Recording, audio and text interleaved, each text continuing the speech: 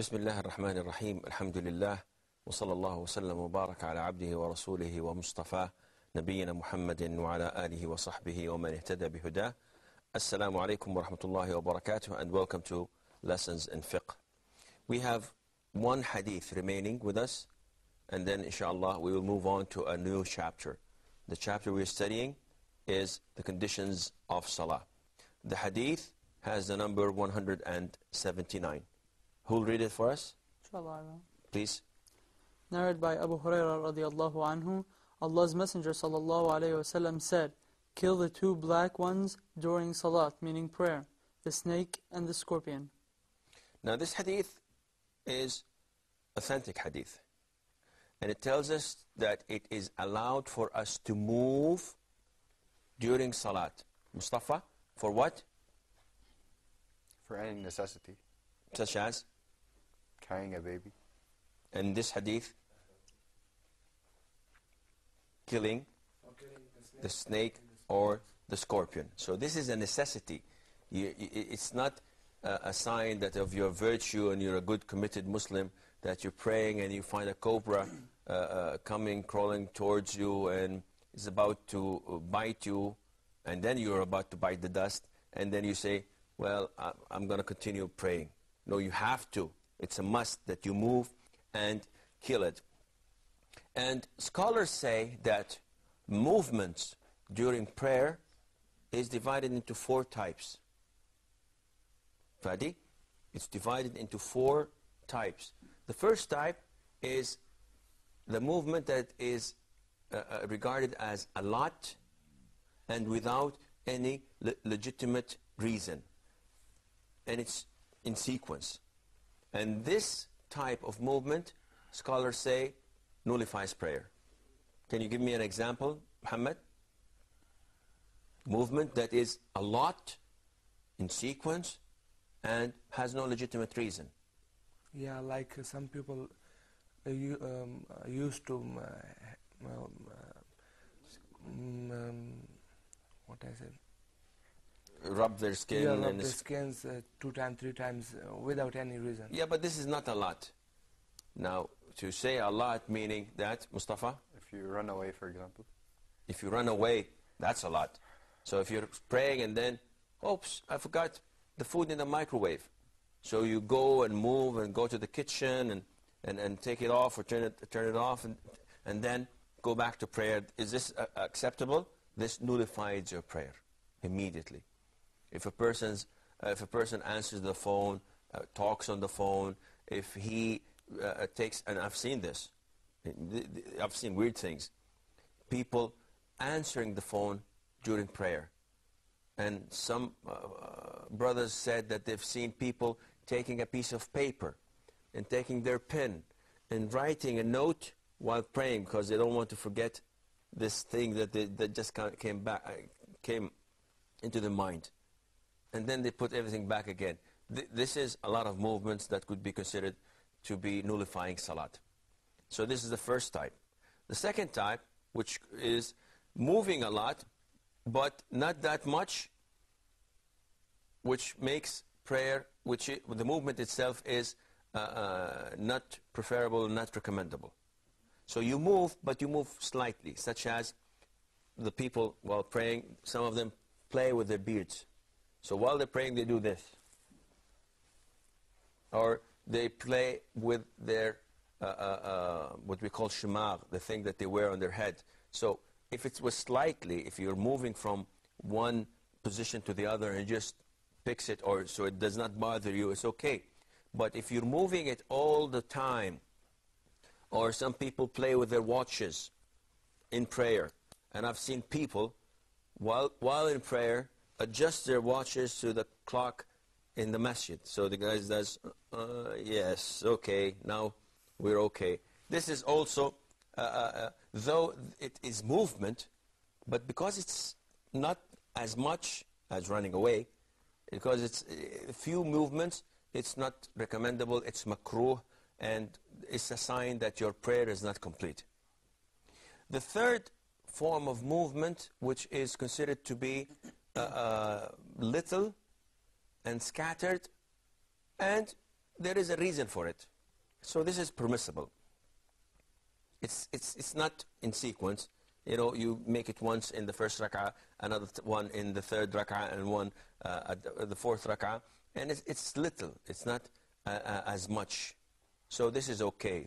Such as a person praying, he wants to make prostration, he fixes the position of the wash and then prostrates because he's afraid that it would hurt his wrist or any of this sort. It's little. It's something that is negligible, then it's okay and permissible. And the fourth type is the obligatory movement that you have to move, such as if a person in front of you leaves his position, leaves the row and goes out of it, then it is obligatory that you fill his position and walk a step or two to fill that position. And this is permissible, and sometimes it can be obligatory. If you get this itching in your head, Mustafa, while praying, and it really itches, so is it preferable that you scratch your head, or try to fight it until prayer is over and then you jump on your head and start scratching it? I think it's preferable to scratch your head because it will not let you concentrate during prayer. Do you all agree with that? You all agree with this? Fadi? You try first not to scratch it, but if it's going to distract you from focusing on the prayer, then you should just scratch it. Then this is the same answer almost. Yes, this is true.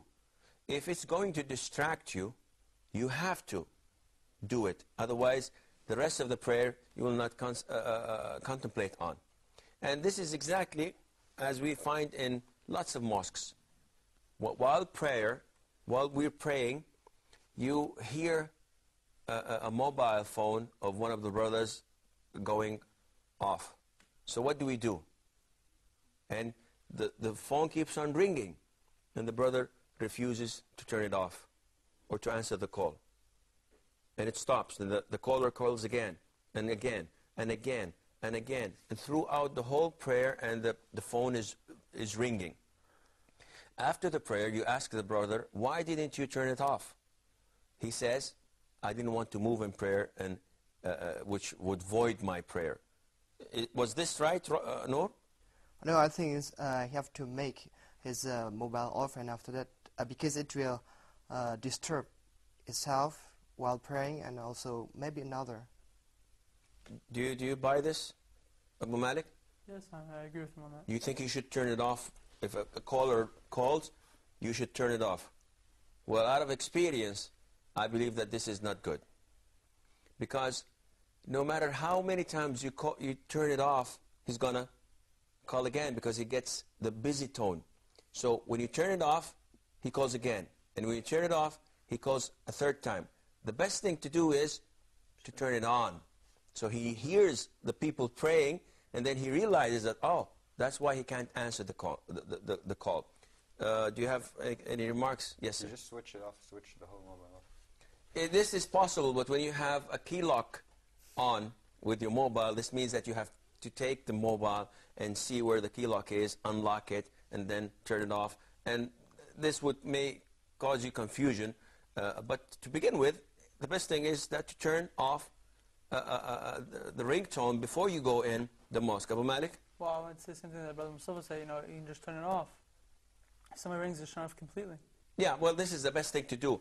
The thing that I would like to bring your attention to is that a lot of the Muslims, unfortunately, put ringtones that are songs, that has a music notes to it.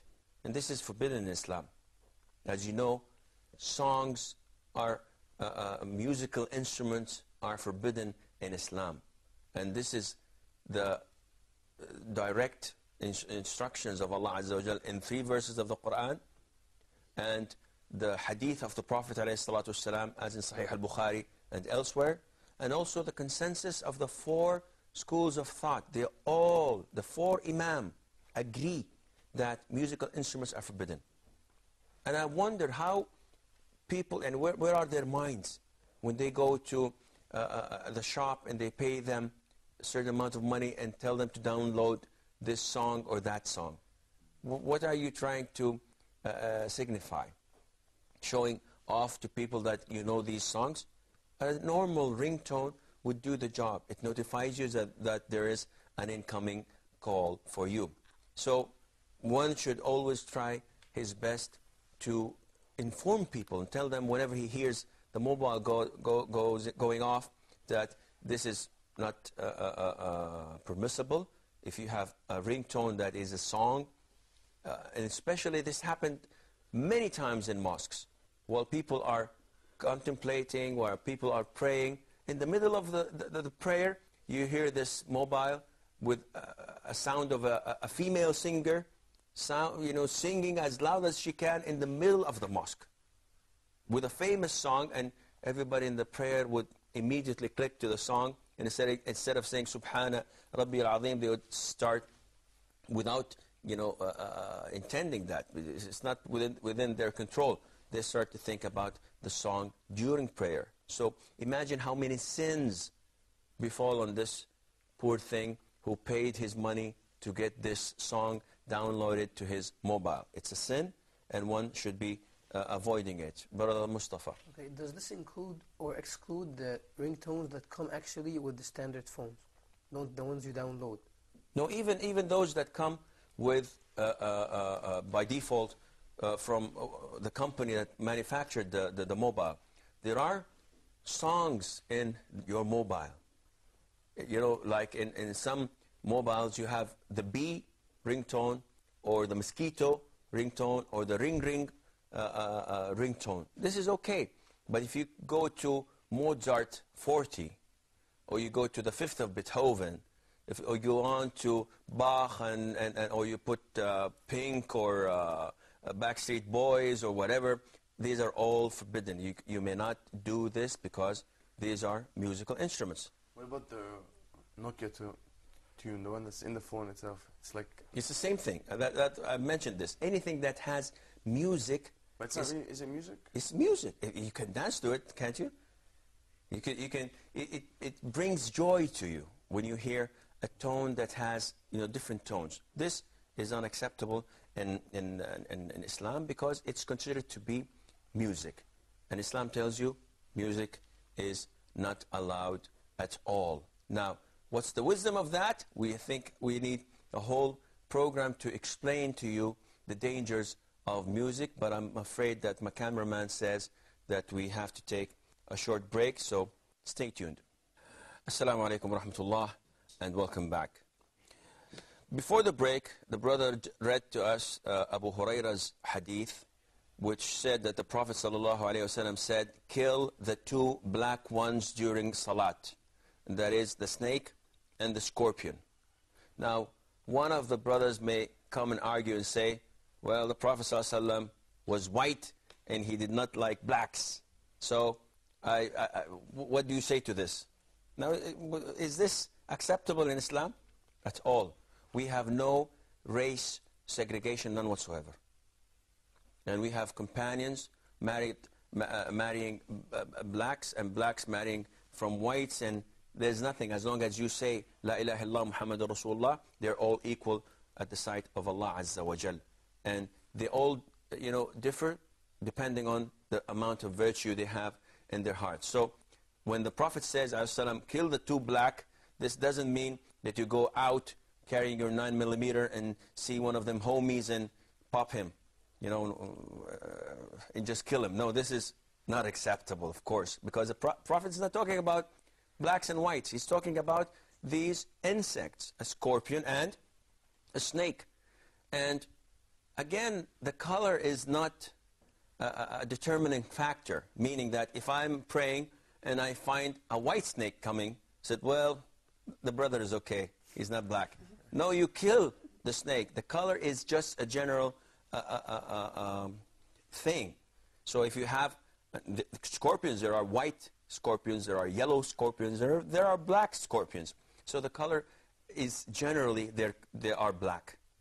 But if you get a different color, then you have to kill that snake or scorpion. Abu Malik?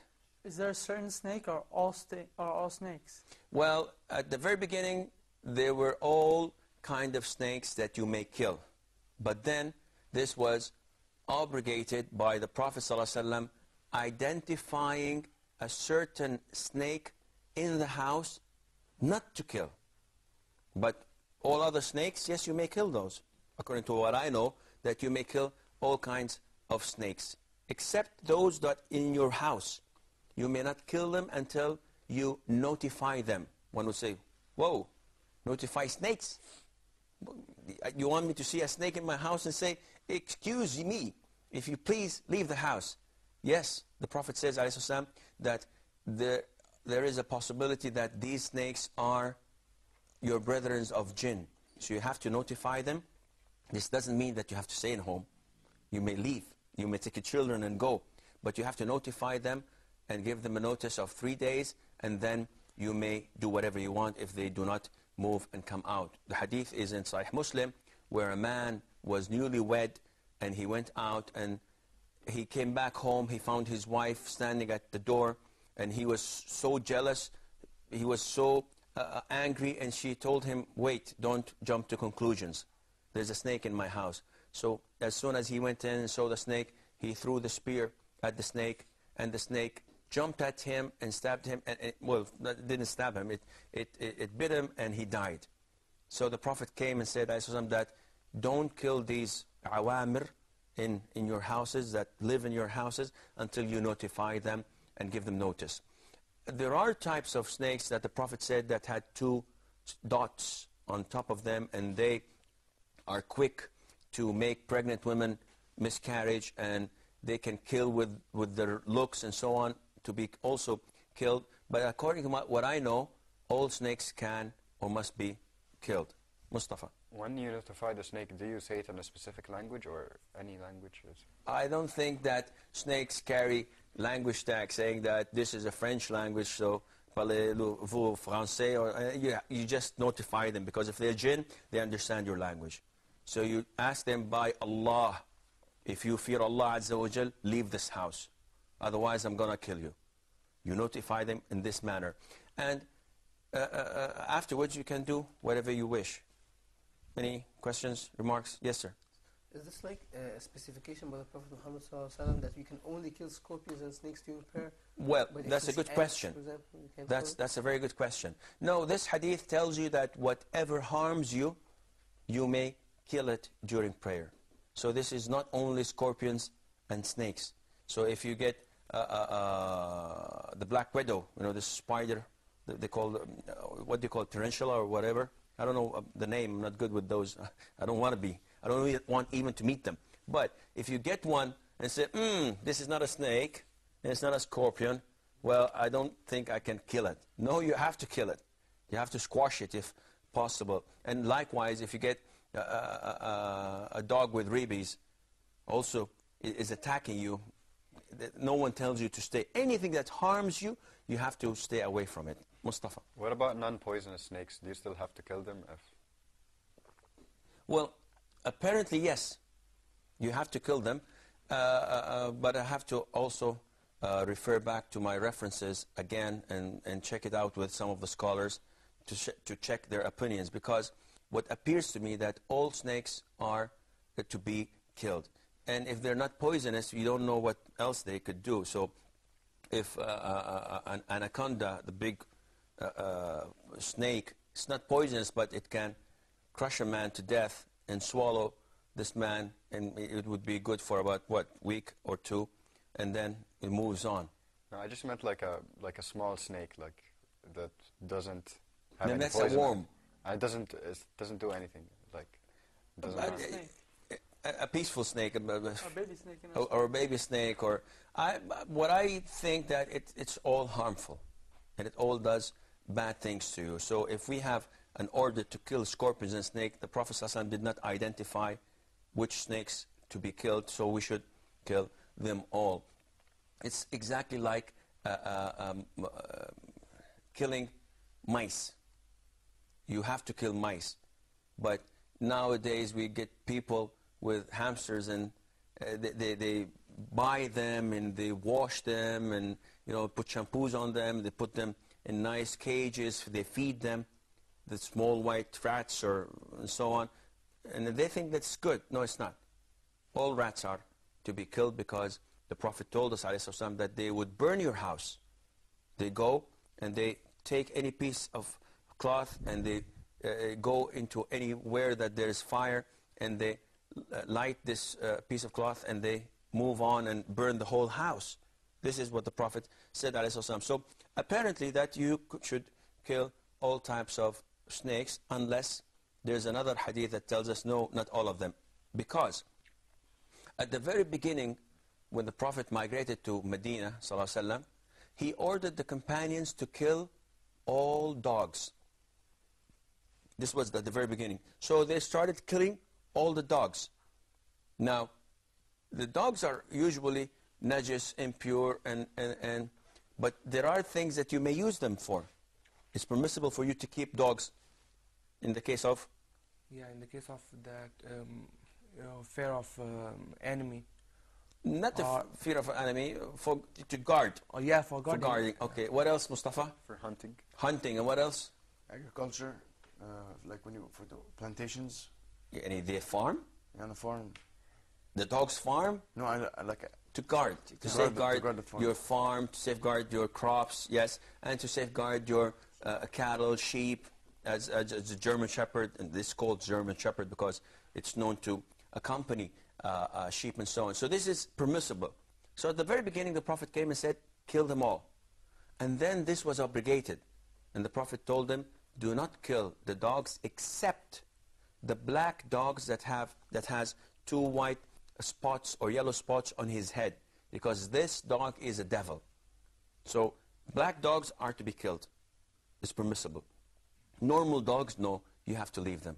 It's okay to leave them because you may use them in the things that we've mentioned earlier. As for snakes, it so appears to me that the order, the instruction to kill snakes is general, so one should kill them all, unless there is another hadith that abrogates this. I don't have any knowledge of it, so it should be kept. Likewise, if one has a scorpion and he takes the sting off the scorpion, it doesn't become harmful, does it? It doesn't bite. If it cannot sting, then it's not dangerous. Does this mean that one should keep it and preserve it? You know, make it his pet? No, this is not acceptable, and I don't think that any one of the scholars say this. We move on to the following chapter that deals with sutra. And what does sutra mean? Sutra means the screen. It's the thing that you put in front of you before praying. And what use do we have from this? It prevents people from passing between you and it, so it keeps your distance for prayer. And we have one hadith to begin with, is hadith number 180. Who is to read it? Narrated by Abu Juhaym bin al-Harith, may Allah be pleased with him.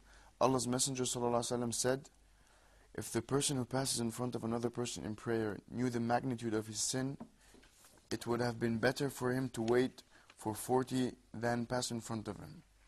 Now this hadith tells us it is a sin. To do what? To pass in front of a person praying. And in this hadith, the Prophet told us that if you only knew the magnitude, you would have stopped for 40. And he did not specify 40 minutes, 40 hours, 40 days, or 40 years. And scholars say that it is 40 years, yes? Also Muslim has added that. There's another version, yes. Well, okay, that's good. Fad did not read this. Muslim added that it 40 for Bukhari. Al-Bazzar. Oh, Al-Bazzar. Well, the scholars say it is 40 years. So it tells you that the magnitude of the sin to pass in front of a person praying. And this indicates that a person should have something in front of him, whether it's a visor, whether it's a chair, whether he's praying to a wall, to a pillar, or to a person sitting down. This would also do the job, but not to pray in the open. And in case a person was praying in the open, then for you it's forbidden to come and cross between his feet and the position where he puts his forehead. So this is his prayer area, and you should not trespass on that. If you do, then he is the sinful. The one who's praying, he is the sinful because he failed to put this sutra or this screen in front of him. And you will get something also similar to that because you deliberately passed without taking any consideration. I'm afraid that this is all the time we have for today's program. Inshallah, next time we meet tomorrow, we will try to go through this hadith and talk about the issues related to it. So until then, fi amanillah, wassalamu alaikum wa rahmatullahi wa barakatuh.